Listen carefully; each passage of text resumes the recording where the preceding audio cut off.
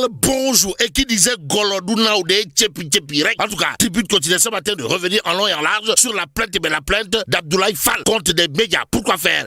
Pour chercher à savoir, histoire de savoir, mais de qui se moque? De qui se moque la Fédération sénégalaise de football? Ou encore pour qui? Pour qui se prend Abdoulaye Fall? C'est l'interrogation qui s'imposerait, en tout cas, en lieu et place de faire le point sur le fiasco.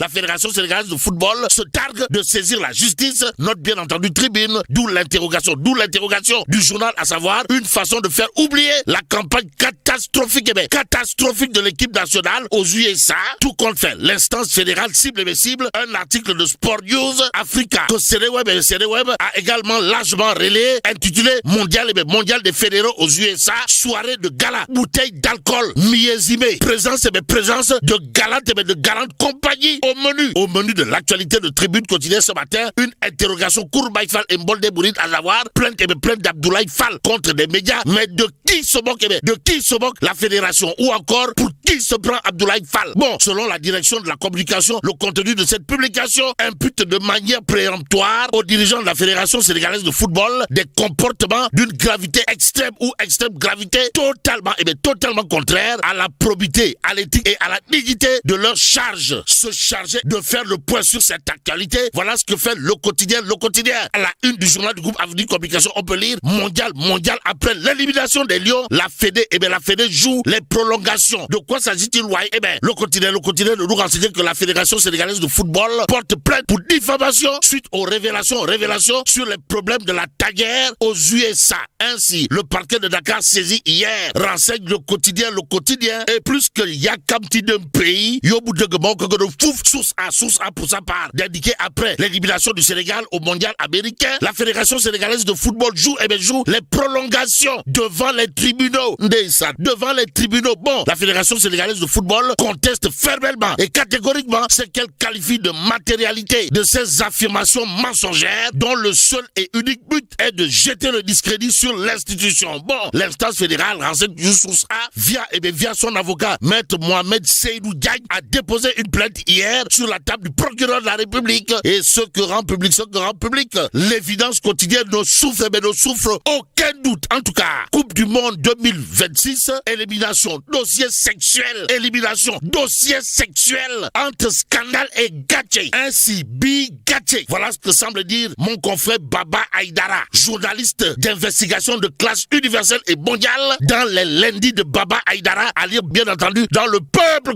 D'où l'intitulé de la chronique de mon confrère Baba Aïdara du Peuple quotidien, à savoir quand nos habitudes deviennent des infractions. La leçon du mondial 2026. En tout cas, Baba Aïdara, toujours dans Le Peuple quotidien, d'expliquer parfois ce qui paraît anodin dans un pays peut constituer une infraction pénale. Dans un autre, c'est une réalité que beaucoup de Sénégalais, notamment ceux qui voyagent ou vivent à l'étranger, continuent malheureusement de sous-estimer. En tout cas, l'affaire impliquant le cuisinier de la délégation sénégalaise lors de la Coupe du Monde 2026, accusé d'agression sexuelle, doit être perçu avant tout comme un puissant rappel à la prudence. Note Baba Aïdara dans la rubrique des week-ends de Baba Aïdara, à lire dans Le Peuple quotidien. Mon confrère d'ajouter toujours dans la rubrique à lire dans Le Peuple quotidien, selon plusieurs témoignages, lorsqu'il aurait été interpellé par les responsables de l'hôtel, il aurait réagi avec amusement, estimant que son comportement n'avait rien de répréhensible. Pourtant, ce qui est peut-être perçu comme une simple plaisanterie ou une attitude banalisée dans certains contextes culturels peut dans d'autres pays relever du droit pénal. Explique ou tente d'expliquer Baba Aïdara dans la rubrique Les week-ends de Baba Aïdara, à lire dans Le Peuple quotidien. En d'autres termes, mon confrère, journaliste d'investigation de classe mondiale, semble tout simplement et tout bonnement dire dans Le Peuple quotidien, ce phénomène n'est nullement malheureusement pas isolé. Aux États-Unis, plusieurs ressortissants africains se retrouvent régulièrement confrontés à la justice pour avoir reproduit des comportements qu'ils considèrent comme sans gravité avant de découvrir que la loi locale leur qualifie tout autrement. Il devient donc indispensable que les fédérations sportives, les ministères, les entreprises, les associations et toutes les institutions qui envoient des délégations à l'étranger intègrent désormais une véritable formation sur les lois, les normes sociales et les comportements attendus dans les pays d'accueil, explique Baba Aïdara, mon confrère, dans la rubrique Les week-ends de Baba Aïdara, à lire dans Le Peuple quotidien. Que retenir d'autre, sinon le journaliste d'investigation d'investigation de classe universelle et mondiale, d'ajouter qu'une préparation ne doit plus se limiter aux aspects administratifs ou logistiques. Elle doit aussi inclure une sensibilisation juridique et culturelle. Être ambassadeur de son pays, ce n'est pas seulement porter un maillot ou un passeport, c'est aussi respecter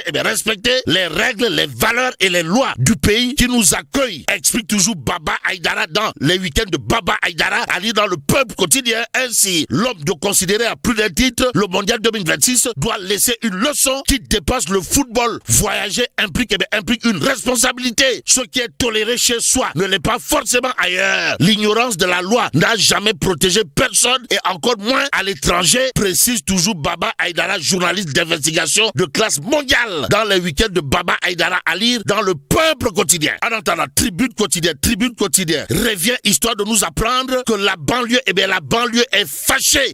Waouh, bon, pas de ministre ni de DG issus de ces rangs, grincement dedans chez les leaders de la coalition. Diomaye, président du département de Pékin, informe bien entendu Tribune quotidien ce matin, le journal du groupe des médias, de s'intéresser à la production intellectuelle signée Pape Ibrahima Senghor, Borom Kaoulach, Agliko Wer. En tout cas, Pape Ibrahima Senghor 5, dans sa production intellectuelle à lire dans la Tribune quotidien, semble clair, c'est-à-dire l'heure de la maturité politique a sonné. Bon, manifeste pour la création d'un parti présidentiel autour de Diomaye. Pape Ibrahima Senghor, Borom Kaoulach, Agliko Wer. Pape Ibrahima Senghor 5 annonce la couleur des toits. Waouh. En tout cas, Pape Ibrahima Senghor, ou le candidat de la coalition Diomaye président dans le bassin arachidier au local à venir, met totalement, pour ne pas dire complètement, et voire carrément les pieds dans le plat pour ceux qui relèvent du manifeste pour la création d'un parti présidentiel autour de Diomaye président. En d'autres termes, l'homme, comprenez Pape Ibrahima Senghor, dit gongo à cette initiative. Cependant, l'observateur parle de bataille électorale et de légitimité politique, histoire de titrer le plan caché derrière le futur parti de Diomaye. Les coulisses de la réunion à huis clos avec 306 maires au palais. À lire bien entendu dans l'observateur, le journal, d'expliquer que Mimi Touré, aux commandes de la task force chargée de façonner la formation politique et de garantir l'investiture des maires ralliés. Ainsi, la stratégie de la page blanche pour fédérer toute la majorité sans fusion-absorption. Bon, les révélations sur le récépissé qui pourrait accélérer la naissance du parti du président de la République renseigne toujours l'observateur ce matin. L'informateur sur ce point de retenir et faire retenir quand Diomaye et Ousmane Sonko, c'est la scission. Le président Diomaye Faye annonce son parti après la séparation avec la direction de Pastef les Patriotes. Rappelle tout simplement et tout bonnement l'informateur ce matin et direct news pour sa part de révéler à sa une face aux 306 maires. Diomaye annonce la création de son parti, la fin d'un compagnonnage. Ainsi, Sonko moins Diomaye moins Sonko. Diane Tak révèle bien entendu direct news ce matin.